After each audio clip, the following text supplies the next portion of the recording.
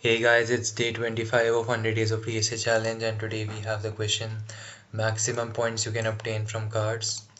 So let's see what the question says.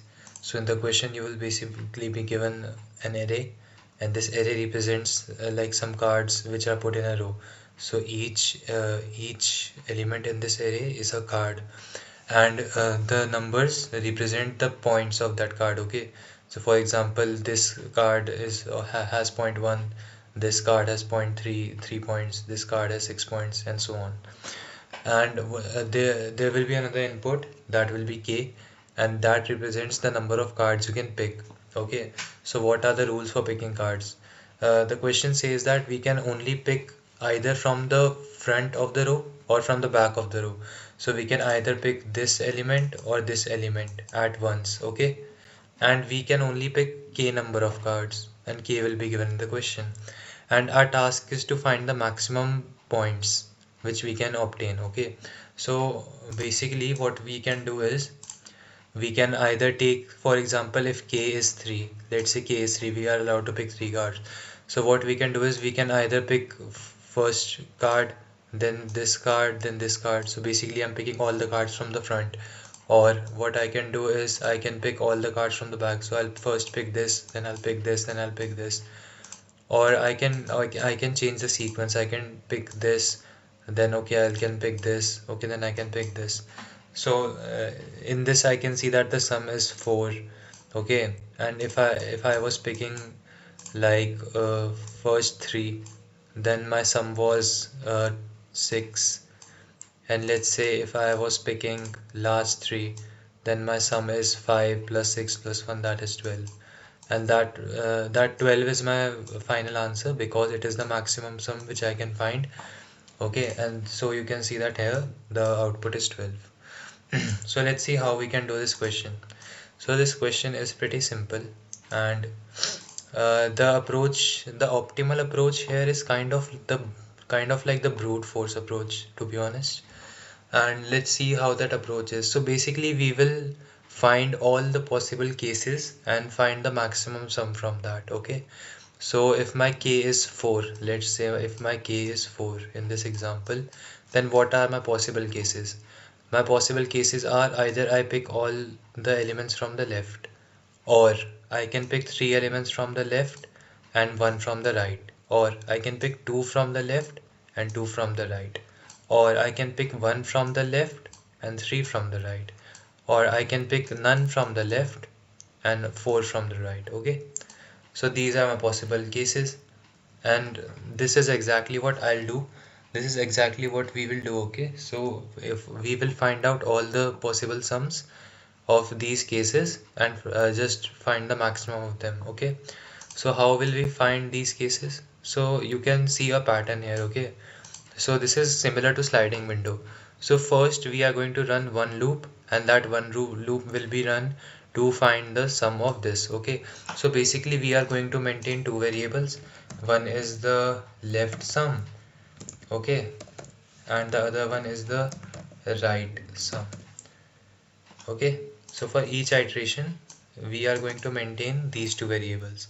So initially both of them will be 0. Okay, so first we will run one loop, and that one loop will be used to find the first left sum. So that will be actually this sum of this. So 2 plus 1 3 6 4 10. So initially this will be 10 because we used one loop to find it. Now, and this is 0 initially. Okay, so now what we are going to do is I know my window size is, what is my window size? It is k. So basically for each iteration I'll have to find the sum of k elements. Okay, so what I'll do now is that I'll take a pointer. Let's say the pointer is I, and it is for the left, and j for the right as usual. So j will be initialized with the size -1. Okay, so if the size of this array is 1 2 3 4 5 6 7, so it will be 6 because the index of this is 6. Okay, so initially my j will be here in the second loop, and my I will be here. Now my I will be here initially, or in the second loop. And what is this? This is actually k -1. Okay, So because my window size here is 4, then 4 minus 1 is 3, and index of this is 3. That is why initially I have taken this as I. So what I'm going to do is, for each iteration I'll simply add the element at j into the right sum. Okay, so for each iteration in the right sum, the element at j will be added. So in first iteration it will be 1, and simultaneously we will subtract the element at I from the left sum. So now this is 10, and 4 will be subtracted from 10, and this will become 6. Okay, so now one iteration is completed, and then we'll move to the next iteration. So basically this is eliminated and 1 is added to our array, our sum. Okay, and after this iteration, see, in each iteration we also have to find the max. Okay, so how will we find the max? So the max will simply be the maximum of max and left plus right sum. Okay, left and right sum,